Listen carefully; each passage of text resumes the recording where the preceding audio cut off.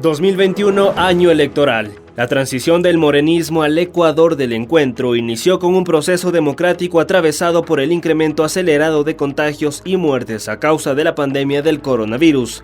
En medio de la crisis de institucionalidad que dejó el gobierno de Lenín Moreno, el país se preparaba para una recomposición de fuerzas con nuevos y viejos actores políticos que protagonizaron las elecciones con más candidatos a la presidencia de toda la historia republicana del país. Por primera vez, 16 postulantes entre banqueros, expolíticos, pastores, cantantes y exmandatarios se disputaron el sillón presidencial que culminó con una apretada segunda vuelta. Andrés Arauz, Guillermo Lasso, Yacu Pérez y Javier Hervas patearon el tablero político, encabezando la preferencia de voto de los ecuatorianos. Arauz logró el 32,72%, Lasso obtuvo un 19,74%, Pérez el 19,39% y Hervas 15,68% de la votación.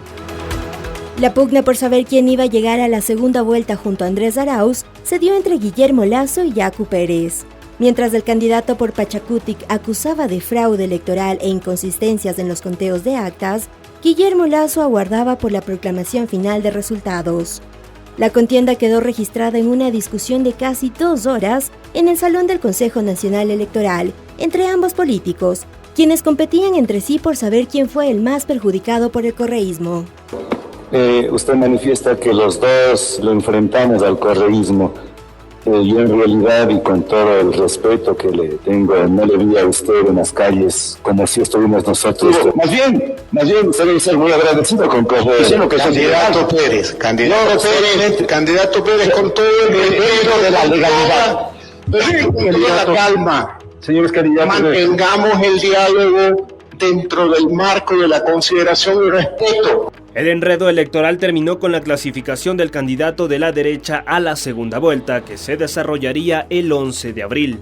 Mientras Arauz y Lasso se preparaban para la segunda vuelta, se destapaba una nueva polémica en la administración de Moreno, por el caso de los vacunados VIP, que incluso involucró al hijo del ahora vicepresidente Alfredo Borrero y el asesor de campaña de Guillermo Lasso, Jaime Durán Barba.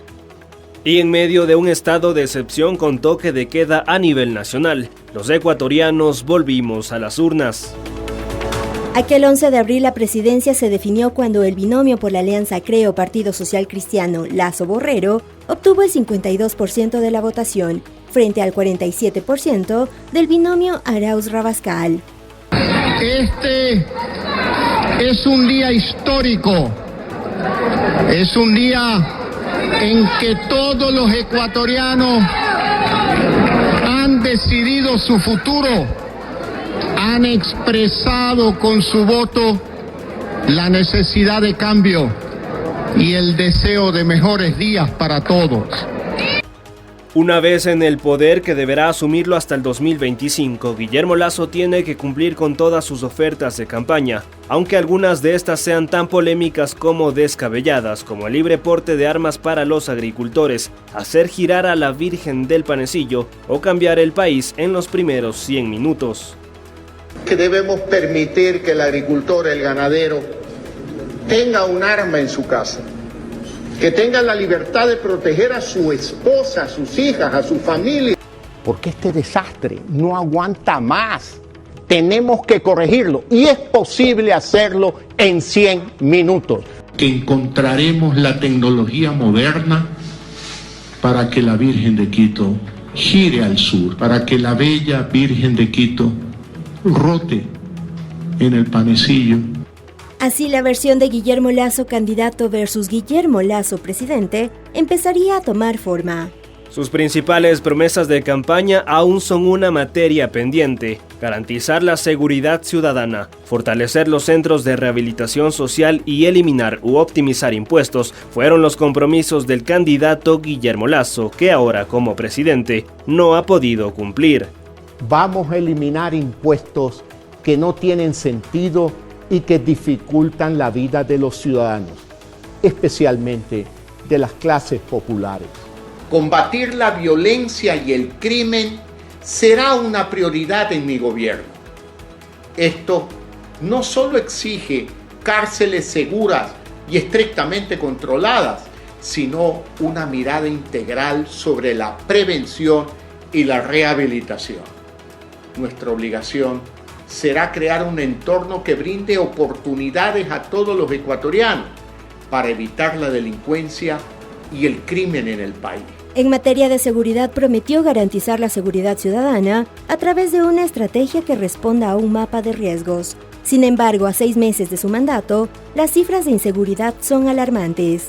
La última actualización del Ministerio de Gobierno revela que hasta octubre de este año se registraron 1.802 muertes violentas u homicidios.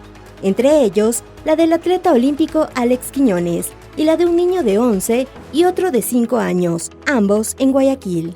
Esto sin contar el número de robos de todo tipo, que a nivel nacional sobrepasan los 50.000 casos de personas que han sido víctimas de este delito.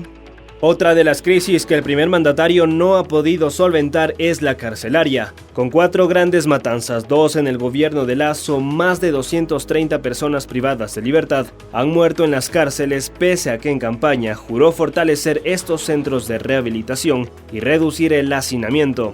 Hacinamiento que ahora asciende a una población carcelaria de 39.000 reos para un total de 65 prisiones con capacidad para 30.000 personas.